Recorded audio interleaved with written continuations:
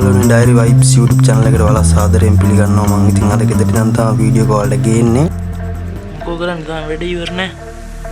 තාම ඉවර කරන්න බෑ. ඔය මේ ස්ක්‍රීන් රෙකෝඩ් එක ගන්න විදියක් නැහැ ලැප් එකේ. ඕන්න එකෙන් දානවා. මේකෙන් බිල්ලුවා ඕන්න එකෙන් දැන් මේ තව ගන්න දෙකම එකනේ. ඉතින් මම හිතුවා ඊට පස්සේ මම ෆෝන් එකේ ස්ක්‍රීන් රෙකෝඩින් වලින් මේ රේඩ් එක ගරම් පෙන්නන්න දැන් වැඩි බයිලා කතා කරන්න ඕන නැහැ. දැන් මගේ channel එකේ මම දාන්න හිතාන්නේ මම බෝඩි මේ ඉන්න එක මම කොහොමද මැච් එක ගහන්නේ කියලා නේ. එදිනදා කීයද ඕන මම සල්ලි හොයා ගන්න විදිය.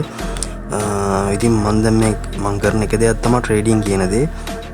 මට හිතුණා හෙට මට රුපියල් 35000ක් 40ක් විතර අරන් ගියොත් හෙට දවසේ ඇති වෙන විදිහට සතුටින් වැඩේ කරගෙන ඉන්න පුළුවන් වෙයි කියලා. ඉතින් පොත්වල ගණන් දන්නේ නැහැ තාම. අද හෙට තමයි ඒක විවෘත කරන්නේ. හෙට උදේම යන්නත් ඕන. අද පාන්දර මේ වැඩින් පස්සේ මම යනවා. ගිහලා හෙට උදේට මම ඔයාලට වීඩියෝ එක අරන් ඉන්නම්. මම සල්ලි ගන්න එකකුත් දැනට වීඩියෝ එක ස්කිප් නොකර බලන්න. මොකද මේ ටික ඕගොල්ලන්ට වැඩක් නැහැ. ඔයගොල්ලන්ට ඕන මම සල්ලි හොයාගත්තු දේ පෙන්නන්නනේ. ඉතින් මම ට්‍රේඩ් කරලා සාමාන්‍යයෙන් 35000ක් 40ක් විතර අරගෙන එතනින් පස්සේ බුක් ෆෙයාර් වල තියෙන විස්තරය මම ඔයාලට කියන්න යන්නම් මේ වීඩියෝ එකෙන් පස්සේ. ඒ කියන්නේ මේ වීඩියෝ කරමු දිනවා මේ කොටසෙන් පස්සේ ඒ ටික ඇඩ් කරන්නම් මම ඉස්සරහට.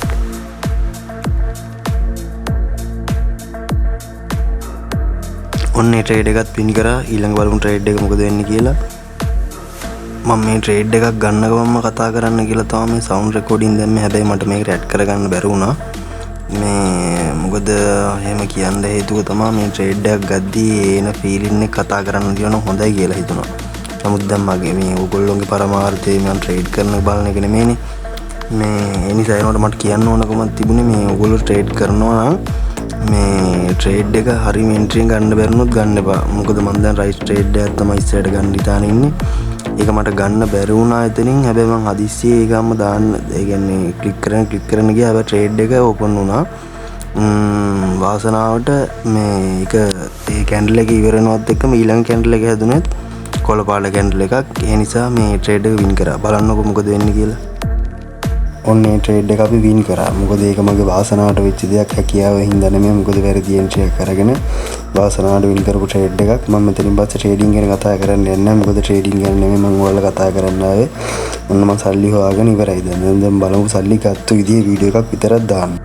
යාළුවනේ පොඩි කතාවක් මම ඔයාලට කියන්නම්. අපිට සල්ලි හම්බ කරන්න පුළුවන්. ඒක ලේසියෙන් හරි අමාරුවෙන් හරි හම්බ කරත් ඒක මැනේජ්මන්ට් එකක් අනුව ඒක බැලන්ස් කරගන්න එක ඕගොල්ලෝගේ වගකීමක්. මේ ඊට කලින් මාව සබ්ස්ක්‍රයිබ් කරලා නැත්නම් සබ්ස්ක්‍රයිබ් කරන්න, ලයික් කරන්න, කමෙන්ට් කරන්න. මේ මගේ වීඩියෝ එකට වඩා මම ඔයාලට දෙයක් දෙන්න හදන්නේ මේ අපි හම්බ කරන දේවල් වියදම් කරන්න. හැබැයි වියදම් කරන්න ඕන සීමාවක් තියාගන්න. බිස්නස් එකක් වුණත් කරනකොට ඒක කරන පිළිවෙලක් තියාගන්න. දැන් මේ ට්‍රේඩින් වලින් ලොස් වෙනවා. ඒ ලොස් වෙන දවසේ හිතා ගන්න ඔයගේ බිස්නස් දවසේ පාඩු වීමක් කියලා. මේක බිස්නස් එකක් කියලා විතරක් හිතා ගන්න.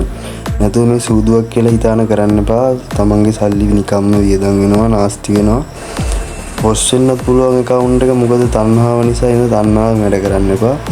මං ඉතින් ඔය ඉඳලා ඔය හයි රිස්ක් එකක් අරගෙන ට්‍රේඩ් එක පොඩ්ඩක් වැඩිපුර දාලා මේ සල්ලි ගන්නවා තමයි. හැබැයි මට කරන්න පුළුවන් නම් විතරයි මම මේ දේ කරන්නේ. account එක දරා ගන්නවා. මොකද මං ගාව තියෙන පොඩි account එකක්.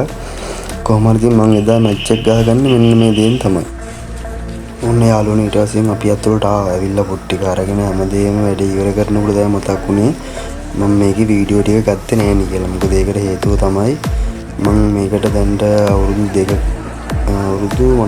දෙකක් වගේ අවුරුදු දෙකකට කලින් ආවා. පළවෙනි සැරේ එනකොට රුපියල් 5000 කර 6000 කර වගේ තිබුණේ. ඒත් මට හරියටම පොත් ගන්න බැරි වුණා. දෙවෙනි සැරේත් ආවා. ඒතර 1500ක් කරගෙන ආවා. ඒක පොත් ගන්න බැරි වුණා. ඉතින් ආසාවට බලලා ගියා. මගේ යාළුවෝ පොත් ගත්තා. ඒත් මට සල්ලි තිබුණේ නැහැ. ඉතින් ඒ හින්දා වෙන්නේ නැති මට හිතා ගන්න බෑ. මට හිතන පොත් ගත්තා. ඒකට මිදුම් එකත් මම සෑහෙන ඇවිද්දා. කෑවා, බඩ පිරෙන්න කෑවා. සෑහෙන සතුටු වුණා. පොත් සෑහෙන ගත්ත. සාමාන්‍යයෙන් පොත් 27000ක විතර මගේ ගත්ත පොත්. ඊටසේ අපි අන්තිමට මේ වගේ ඇට්ලස් එකේ සෙල්ලමක් තිබුණා. ඒ සෙල්ලමේ හරි පාර තෝරගුවාම හොඳ පෑනක් හම්බුණා. හැබැයි මෙයාට බැරි වෙනවා. හැබැයි මම ඊළඟ සැරේ මම මේක ප්ලේ කරලා මම පෑනක් ගත්තා. ඒක මම දිනුවා. දිනපිට පෑන හම්බුණා.